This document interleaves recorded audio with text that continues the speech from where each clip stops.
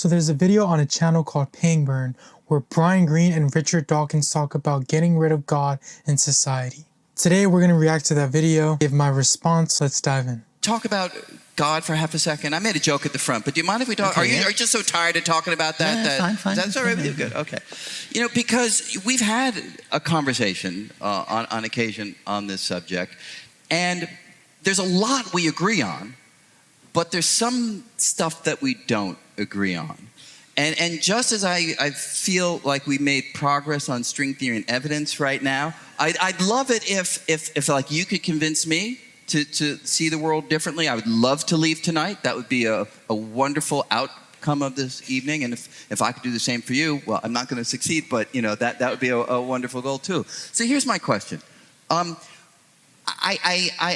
hear you say that you would like to, and stop me if I'm saying things imprecisely, that you would like to rid the world of religion. Is that too strong? That's not too strong. Okay, good. All right, good. All right, good.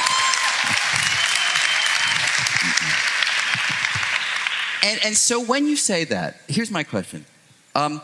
Are you saying that the structure and the history of religion is something that you just want to get rid of? Or are you saying that you want to get rid of what some people do in the name of religion? In Dawkins and Greene's point of view, religion and God cause nothing but destruction for society. You know, as a Christian, I'd be misleading a lot of people if I said there was never a horrible thing done in the name of Christ. I think the question isn't whether or not horrible things can be done in the name of Christ, like the Crusades, for example, but if Christ himself would endorse these kinds of things or behaviors. Whenever somebody wants to defend the premise that Jesus might endorse a certain violent act or behavior, I think of Matthew 26:52.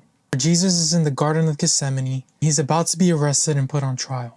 One of his disciples, Peter, takes out a sword and cuts a soldier's ear off, trying to defend Jesus. Jesus says, "Return your sword into its place, for all of them who take up thy sword will perish by the sword."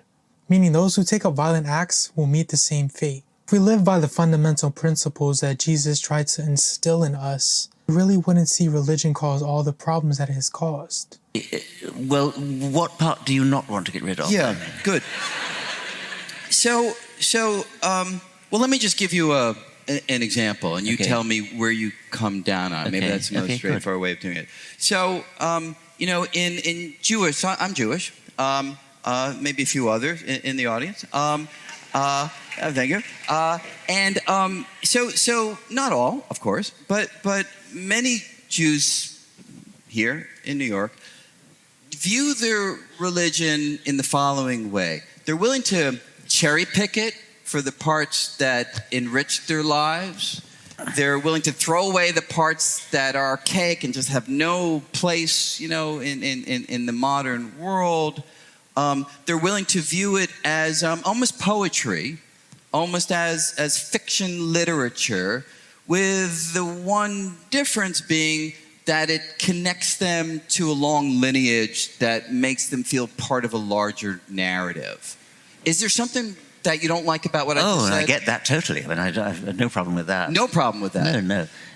Because, I mean, you have a heritage, you have ancestors, you have literature, you have... I mean, it's the same as I feel, no doubt you feel too, a connection with Shakespeare. I mean, right. You know, I don't have any problem with saying I have a Christian heritage, a Jewish heritage. In the case of a Jewish heritage, you have an even stronger reason, which is the persecution of Jews, right.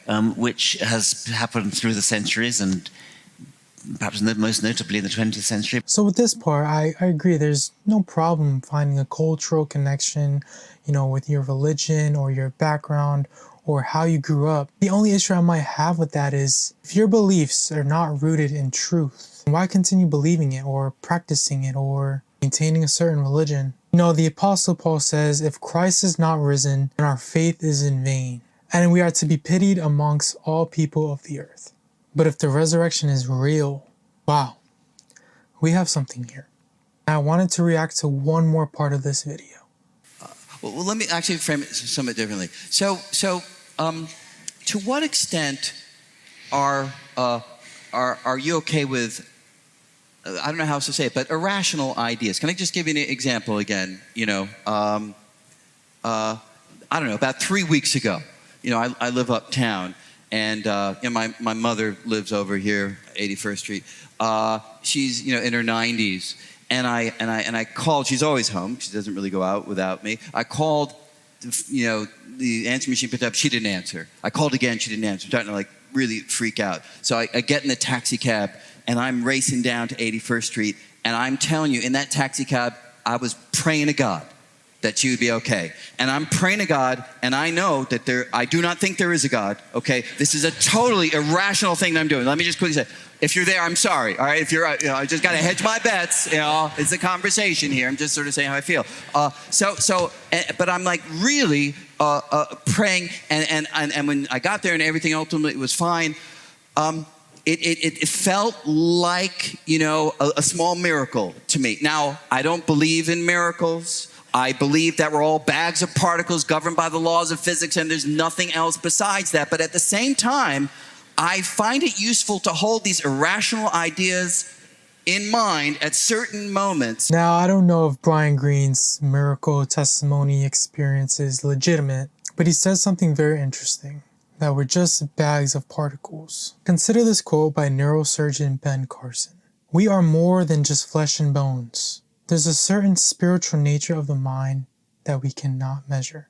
We simply can't find it. With all our sophisticated equipment, we cannot monitor or define it, and yet it's there." I would like to say the evidence points in the opposite direction. When it comes to our bodies, there's more than meets the eye. If you enjoyed this video, please like, comment, and subscribe for more.